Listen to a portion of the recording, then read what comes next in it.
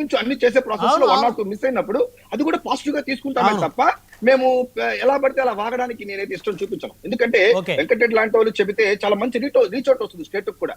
నాకు చాలా డిబేట్ లో పార్టిసిపేట్ చేస్తే కూడా ఆయనతో షేర్ చేసుకున్నప్పుడు వ్యూస్ కూడా బాగా వస్తుంది చెప్పాలంటే.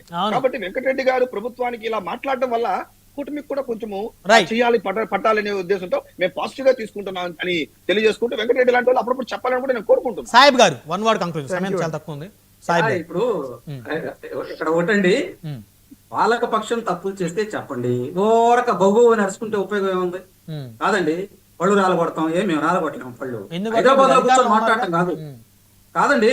ఇక్కడ జరుగుతున్న పరిస్థితులు ఏంటి, ఇక్కడ ఏమన్నా అసంతృప్తి ఉంటే ఇదిగోనండి సంక్షేమ పథకం రావట్లేదు, ఇది రావట్లేదు, అది రావట్లేదు అని మాట్లాడండి. ఇప్పుడు మేము గత 5 సంవత్సరాలు ఉన్నామండి వైకాపా ప్రభుత్వం అధికారంలో ఉన్నప్పుడు సంక్షేమ పథకాలు ఎక్కడైనా. ఇప్పుడు ఆ విషయం అన్న పక్కన పెడితే సమయం చాలా తక్కువ ఉంది. జూనియర్ ఎన్టీఆర్ గారిని అవమానించినటువంటి, వాళ్ళ తల్లి గారిని దూషించినటువంటి ఎమ్మెల్యే గారి మీద మీరు ఏం చర్యలు తీసుకున్నారో వారు అడుగుతున్నారు. 1 word కంక్లూజన్. బ్రహ్మనాయుడు గారు, అతన్ని మేము పిలిచి వివరణ తీసుకున్నాం. క్రమశిక్షణ కమిటీ వాళ్ళు అతన్ని పిలిచి వార్నింగ్ ఇచ్చారు. ఈ వీడియో కాదు, ఎన్ని విషయం కాదు, ఎన్ని కాదు. మేము కూడా తిట్టేసి వివరణ ఇస్తే సరిపోయిందా ప్రభుత్వానికి?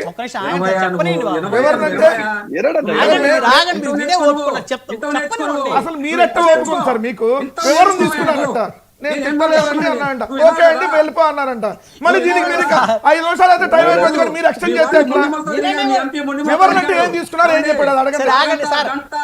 మాట్లాడారు, ఎవరు తీసుకున్నారా, నోటికి వచ్చినట్టు కారుకోతలు కూర్చారు. ఏ వివరణ తీసుకున్నారు? నేను కూడా అమ్మ లెక్కల బూతులు తిట్టేసి వివరణ ఇచ్చే సరిపోతా? నేను అట్లా తిట్టాలనుకోలేదు.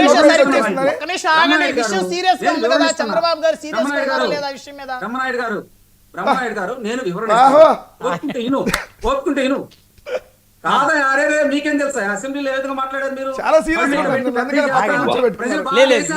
పొగడలేదు ఆ ఎమ్మెల్యే గారిని. ఇప్పుడు కడపలో మాధవిరెడ్డి గారిని, రెడ్డప్ప గారి మాధవి గారిని పొగిడినట్టు, వాళ్ళ భార్య భర్తను పొగిడినట్టు ఈయన పొగడలేదు. అది కూడా